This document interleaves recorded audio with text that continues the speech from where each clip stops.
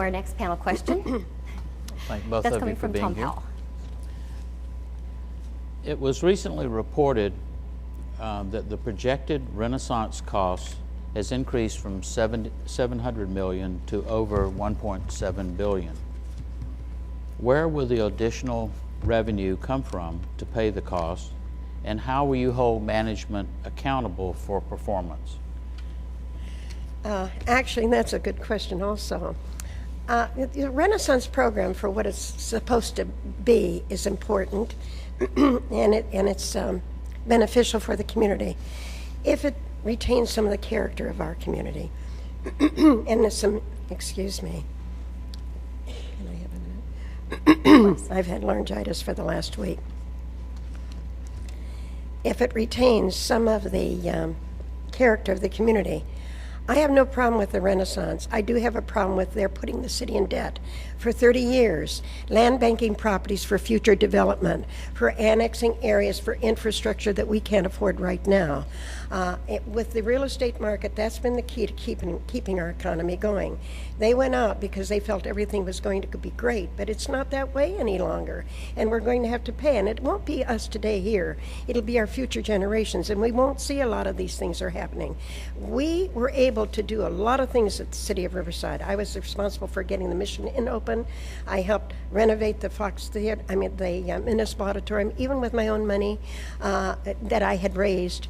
The Mission Inn is a centerpiece for if we retain those type of things. But we don't have to spend a lot of money on Renaissance. And a lot of that money is not Renaissance money. It's coming from gas tax money to improve the roads, which gas tax money is very high. 10 It's seconds. coming from park fees. It's coming from developer fees. These are all things, but they've been kind of put in the pot and called Renaissance. But those are things that citizens are entitled to regardless of whether we have a Renaissance program or not. Thank you.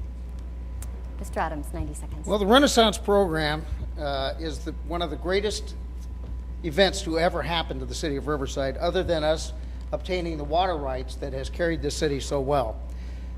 The nexus for the Renaissance program was when I first got elected, all of our parks in this city were in horrible condition, and we had many parks that should have been built that weren't built.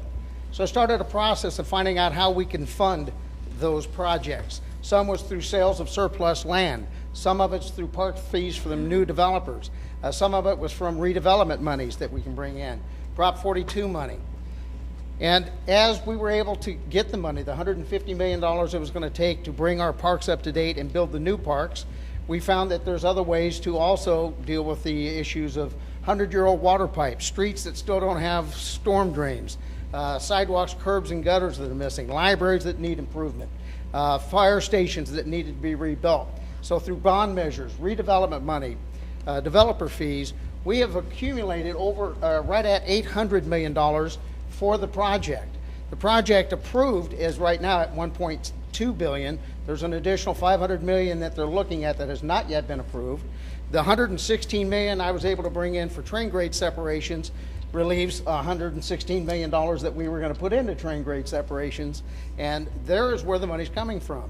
We're not having to raise fees to generate that money. The fees that would go to utilities go only to utilities, and our utilities are in desperate need of improvement and repair and being able to service in the future. Great, thank you. And you have 30 seconds if you'd like to rebut. Yes.